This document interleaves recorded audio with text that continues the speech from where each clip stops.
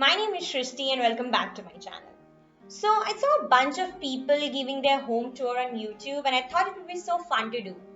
But ever since COVID cases went up in India and the country went into the first lockdown, I came to live with my parents. So it technically wouldn't be my home tour. But there is one section of the house where I spend a significant amount of time and I want to show you that. So without further ado, let's take a tour of my study. As soon as you enter, there is this plant and my guitar.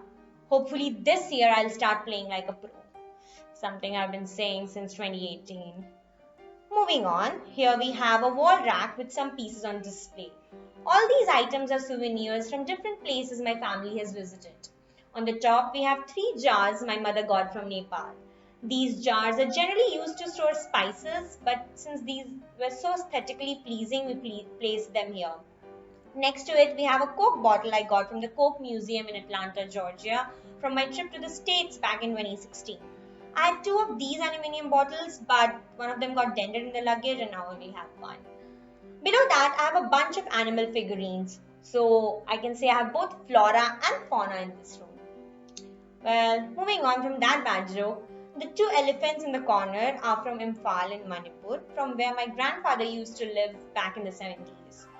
Next are these pandas that were gifted to me by a friend who got it from Gangtok, I guess.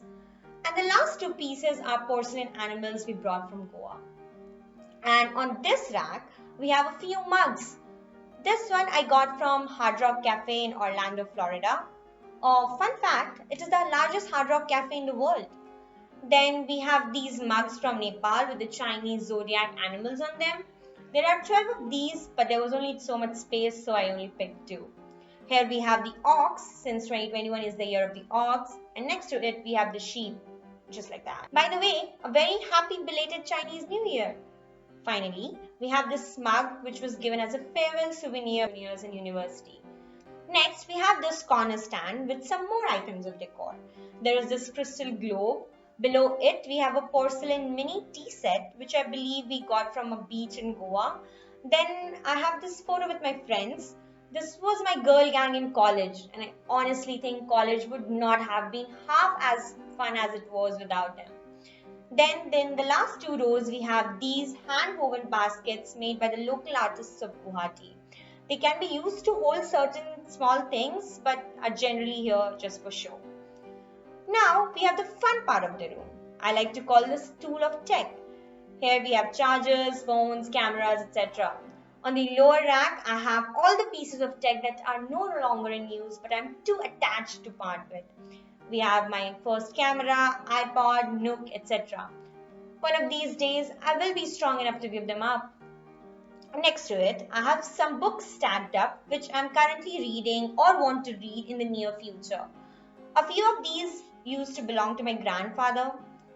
There are only a handful of books here because when I used to live here, this wasn't my room. So most of my books are upstairs in a different section of the house. This is the main space where I generally shoot videos from or just sit. There's also enough space for me to dance around occasionally, so that's really great. Now for my favorite part of the room, this is my desk. This part is composed of books that I read and reread for inspiration. These bookends have been with me for quite some time now. There are also these badges I have from my visit to Universal Studios in Florida. Next, there's this whiteboard. I use this to generally write the to-do list for the day. I also have a desk plant here because according to some articles, if you have greenery in your working space, it increases creativity. So that's why it's here. I also have my coffee mug. I don't drink coffee, but I can always use this for hot chocolate or just warm water. On this side, we have some sticky notes in all types of different sizes and these index cards. Then this normal pen stand and my notebooks.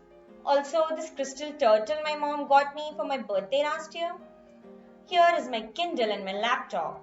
Ever since my Mac stopped working, this has been my primary laptop. There also used to be a monitor on this desk which also gave up a few weeks ago. So if you have any suggestions for good monitors, let me know in the comments below. We also have this book, Word Power Made Easy, which I'm sure a lot of you must be familiar with.